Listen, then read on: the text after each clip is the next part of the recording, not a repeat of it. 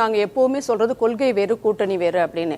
இன்றைக்கு இருக்கக்கூடிய திமுக அரசாங்கம் போல ராஜீவ்காந்தி கொலை வழக்குல அந்த கைதிகள் விடுதலை செய்யப்பட்ட போது முதலமைச்சர் அவர்களை சென்று சந்தித்து கட்டிப்பிடித்ததுல காங்கிரஸுக்கு என்ன நிலைப்பாடு, திமுகக்கு என்ன நிலைப்பாடு, இடபிள்யூஎஸ்ல காங்கிரஸுக்கு என்ன நிலைப்பாடு, திமுகக்கு என்ன நிலைப்பாடு, என்ஐஏல காங்கிரஸுக்கு என்ன நிலைப்பாடு, திமுகக்கு என்ன நிலைப்பாடுன்ற இத்தனை முரண்களை நீங்கள் வைத்துக்கொண்டு ஆனால் நாங்கள் இணக்கமான கூட்டணி என்று சொல்லிக் கொண்டிருக்கும் போது நீட்டுக்கு இதே போல எதற்கோ நீங்கள் அனைத்து கட்சி கூட்டம் அனைத்து மாநில முதல்வர்களை அழைக்கிறீர்களே, இது நம்ம தெலுங்கானா, ஆந்திரா, கர்நாடகா, கேரளா எல்லாம் கூட்டி இதுக்கு ஒரு நீங்க உங்க இந்தியா கூட்டணி சார்பாகவே கூட நீங்க இதுக்கு ஒரு பெரிய முன்னெடுப்பை எடுத்திருக்கலாம் இந்த 4.5 ஆண்டு காலத்துல. அதுக்குள்ளே நீங்க வசதியாக போக மாட்டேன்றீங்க. பொலிட்டிக்கல் இஷ்யூவா மட்டும் வச்சிருந்தா போதும். அததான் சொல்றேன், purely political election stunt and election drama. மக்களை ஏமாற்றுவது, மாணவர்களை ஏமாற்றுவது தான் இவர்களின் நோக்கம். 4.5 ஆண்டு காலம் முடிவில் ஒரே கையெழுத்து நாங்க இல்லாம பண்ணிடுவோம், நாங்க எங்ககிட்ட ரகசியம் இருக்குன்னு சொன்னீங்கல்ல, தொடர்ந்து நாங்க வலியுறுத்துறது தான் ரகசியம்னு மிகவும் கேவலமாக அம்பலப்பட்டீர்கள். சரவணன் கூட தேவையில்லாத வார்த்தைகள்லாம் பேசினாரு, இவங்க நாடகம் ஆடினாங்க அது இது. நான் அந்த அளவுக்கு எல்லாம், ஏன்னா இது ரொம்ப முக்கியமான பிரச்சனை, தரம் தாழ்ந்தெல்லாம் நான் பேச விரும்பல யாரையும்.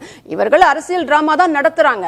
அனிதா அச்சுவஸ் அகாடமி நாங்க ஆரம்பிப்போம் சொன்னீங்க, அந்த அச்சுவஸ் அகாடமி எந்த மாவட்டத்துல எங்க நடக்குதுன்னு சொல்ல முடியுமா? நீங்க ஒரு கையெழுத்துல இல்லாம பண்ணிடுவோம். நீட் ரகசியம் எங்களிடம் இருக்கிறது. நாங்கள் ஆட்சிக்கு வந்தவுடன் முதல்ல என்ன சொன்னீங்க, மாநிலத்தில் ஆட்சி மாற்றம் வந்தால் நீட் ஒழிக்கப்படும் சொன்னீங்க. அப்புறம் பார்லிமெண்ட் எலெக்ஷன் வரும், மத்தியில் ஆட்சி மாற்றம் வந்தால் சொன்னீங்க. அப்புறம் 1 கோடி கையெழுத்து வாங்கினீங்க. 1 கோடி கையெழுத்தும் போண்டா மடிக்க தான் போச்சுன்றதை நாங்களே எடுத்து காட்டணும். அப்புறம் அனிதா அச்சுவஸ் அகாடமி நாங்க அமைப்போம் அப்படின்னு சொன்னீங்க. ஒரு அனிதாவின் மரணத்திற்கு அத்தனை குரல் கொடுத்தவர்கள் இந்த 4.5 ஆண்டு காலத்தில் இன்னையோட சேர்த்து 26 மரணங்கள் நிகழ்ந்திருக்கின்றன.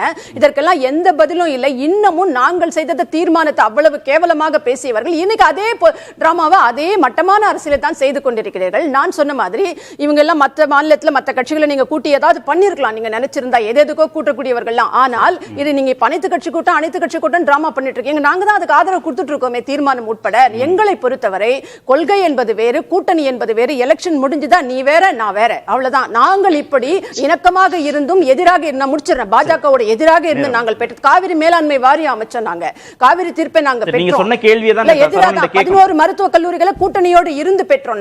நாங்க அதுக்கப்புறம் 5200 சீட் ஆக்கணும், 1945 சீட்டாக இருந்தது. நாங்க காவிரி வைகை குண்டாருக்கு நாங்க நிதி வாங்கணும். நாங்க வேளாண் சட்டத்தை நாங்க எதிர்த்தோம், வேண்டாம் இங்க வந்து அது பிரச்சனை இல்லைன்றது நாங்க சொன்னோம். இதெல்லாம் நாங்க கூட்டணியில் இருக்கும் போது செய்தோம்.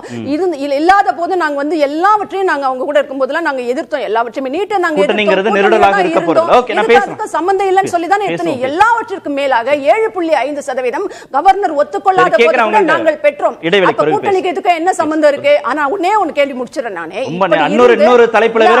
கூட்டணியோடு மத்திய அரசோடு அங்கம் வகித்த போதெல்லாம் உரிமைகளை விட்டுக் கொடுத்ததை தவிர இன்னைய தேதி வரைக்கும் as on date நீங்க செய்தது ஒன்னாவது சொல்ல முடியுமா? நீங்க சொன்ன கேள்வியை தான் கேட்கணும், நேரம் கொடுத்தா தான் கேட்க முடியும்.